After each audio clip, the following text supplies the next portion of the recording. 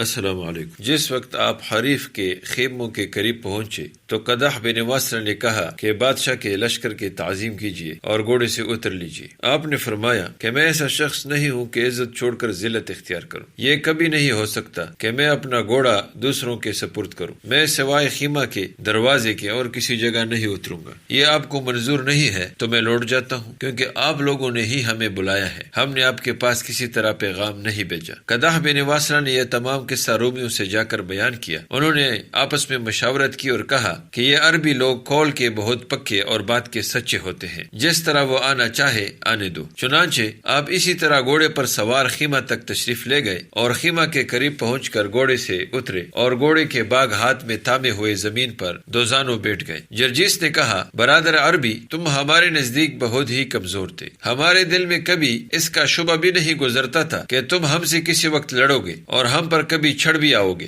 اب تم ہم سے کیا چاہتے ہو؟ آپ نے فرمایا، ہماری یہ خواہش ہے کہ تم ہمارا دین قبول کر لو اور جو کلمہ ہم پڑھتے ہیں تم بھی وہی پڑھو، اور اگر یہ منظور نہیں ہے تو ہمیں جزیہ دیا کرو، اور اگر اس میں بھی کسی طرح کا پس و پیش ہے تو یاد رکھو تلوار سب سے اچھا فیصلہ کرتی ہے۔ جرجیس نے کہا کہ اس میں کیا حرج ہے کہ تم فلک فارس پر چڑھائی کرو اور ہم سے صلح اور دوستی رکھو۔ آپ نے فرمایا، ملک فارس کی نسبت چونکہ تمہارا ملک ہم سے قریب ہے اور خداوند تعالیٰ نے ہمیں حکم دیا ہے۔ ترجمہ، جو کفار تم سے قریب ہیں ان سے لڑو اور چاہیے کہ وہ تمہیں زیادہ قوی پائیں۔ جرجیس نے کہا کہ کیا تم پر کوئی کتاب نازل ہوئی ہے؟ آپ نے فرمایا کہ ہاں، جیسے تمہارے نبی پر انجیل مقدس نازل ہوئی تھی۔ اس نے کہا، یہ بھی ہو سکتا ہے کہ تم ہم سے اس شرط پر صلح کر لو کہ ہم تمہارے ہر ایک آدمی کو 1 دینار اور 1 اونٹ غلہ، اور تمہارے سردار کو 100 دینار اور 10 اونٹ غلہ، اور تمہارے خلیفہ کو 1000 دینار اور 100 اونٹ غلہ دے دیں، اور ہمارے آپ کے درمیان ایک صلح نامہ بدی مضمون مرتب ہو جائے کہ نہ تم ہم سے کبھی لڑو اور نہ ہم تم سے کبھی جنگجو ہوں۔ آپ نے فرمایا، ایسا کبھی نہیں ہو سکتا، میں پہلے کہہ چکا ہوں کہ اول تو اسلام، دوسرا جزیہ اور تیسرا تلوار ہے، اور بس۔